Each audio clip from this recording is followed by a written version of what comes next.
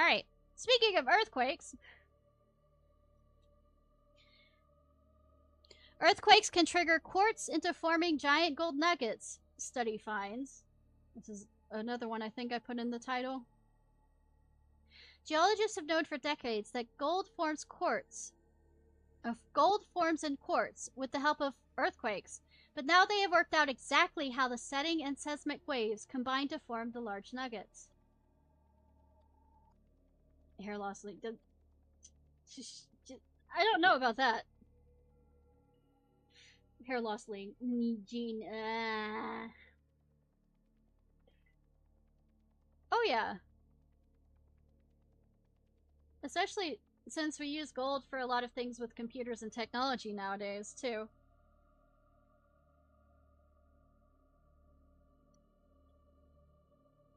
Scientists have discovered exactly how earthquakes trigger quartz into forming large gold nuggets, finally solving a mystery that's puzzled researchers for decades. Gold naturally forms in quartz, the second most abundant material on Earth's crust after feldspar. But unlike other types of gold deposits, those found in quartz are often clustered in the giant nuggets. These nuggets float in the middle of what geologists call quartz veins, which are cracks in quartz-rich rocks that periodically get pumped full of hydrothermal fluids from deep within the crust. Gold forms in quartz all the time, says Chris Volsey, a geologist at Monash University in Australia, and the lead author of a new study published Monday, September 2nd, in the Journal of Natural Geoscience. The thing that's weird is really, really large gold nugget formation. We didn't know how that worked, and how you get a large volume of gold to materialize in one discrete little place, Volsey told Life Science. Hydrothermal fluids carrying gold atoms up from the deep and flush them through quartz veins, meaning gold should theoretically become evenly spread in cracks rather than concentrated in the nuggets, Volsey said. These nuggets are exceptionally valuable and represent up to 75% of all gold ever mined, according to the study. Two separate clues helped Volsey and his colleagues solve the gold nugget mystery, he said. The first was that the largest nuggets occurred in orogenic gold deposits, which are deposits that form during earthquakes. The second was that the quartz is a piezoelectric mineral, meaning it creates its own electrical charge in response to geological stress, such as stress generated by earthquakes. When you actually put it together, it almost works out a bit too neatly, Volsey said. The researchers found that earthquake fractured rocks and forced hydrothermal fluids up into the quartz veins, filling them with dissolved gold. In response to the stress of the earthquake, the quartz veins simultaneously generate an electric charge that reacts with the gold, causing it to precipitate and solidify. Like I said, that's one of the reasons why it's important. Gold is an important thing in computers and other electronics. Gold concentrates in specific spots because gold dissolved in a solution will preferably deposit into pre-existing gold grains, Volsey said. Gold is essentially acting as an electrode. Why am I having problems? Electrode. Roid. Rod. Electrode. Roid. Why am I having problems with that word? For further reactions by adopting the voltage generated by the nearby quartz crystals. This means that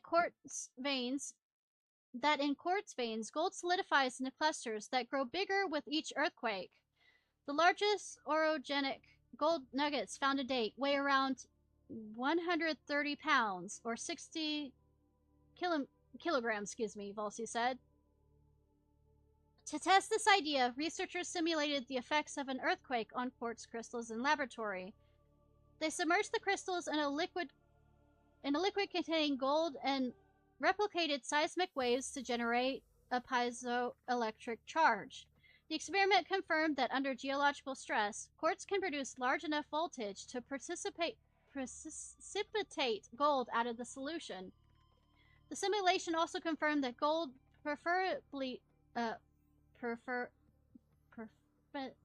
I'm already tired enough that I'm messing up these words. Prefer there solidifies on top of existing gold deposits, quartz veins, which helps explain the formation of large gold nuggets. Having pre-existing gold or having it basically become the catalyst or lightning rod that other gold would attract is very, very exciting.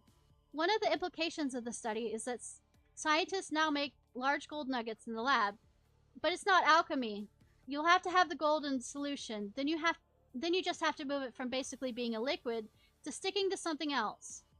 However, the results don't give geologists and exploration companies new clues as to where to mine for gold nuggets. The best science can offer now is a device that detects piezoelectric signals from quartz at depths. This can tell you where the quartz veins are, but not tell you if there is gold in those quartz veins. One of the other things that I'm going to point out, especially with earthquakes, one of the ways that sometimes people can tell that an earthquake is about to happen is there's these electrical kind of like balls appear around that some people would have confused for like will-o-wisps or whatever, would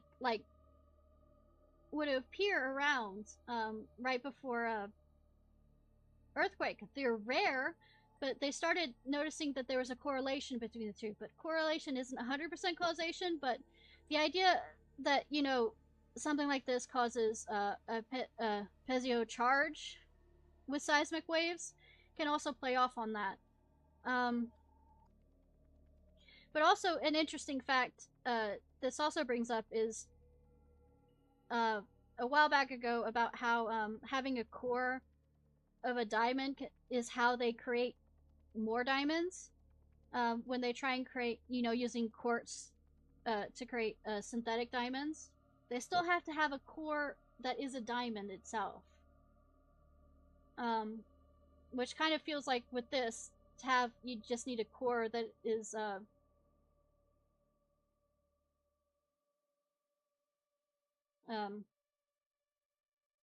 gold, and then it collects up in. Interesting, moving how to the cave is actually always changing with new holds. Oh yeah, it really is awesome. Speaking of caving, have you been to Carlsbad? Because if you do, I remember Carlsbad. I was 12 or so, and really, really loving it there. Wish I could have stayed longer, but it was a day trip. I mean, it was a trip through the West, and so that was one of those. We were only there for about a day. I've really wanted to see Mammoth Caves. I haven't, which is in Kentucky, which of course is up north. But Cathedral Caverns I've been to, which is in Alabama, which is really, really pretty. The reason why it's called Cathedral is because of the prettiness of it, so.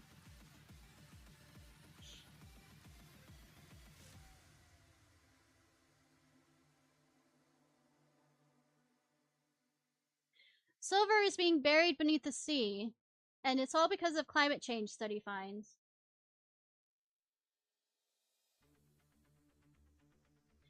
There's a cave that I remember going to with my father, and the only reason we were allowed to go to because there was research students on the matter. That it's a bat cave, and the reason why, of course, is because the bat populations have been decreasing really badly, and one of it has to do with the disease that bats have, and also just humans going into caves, and just the fact that humans, I guess, it makes them wary of continuing to use that cave as bats if there's like human, you know, too much human interaction, which is understandable.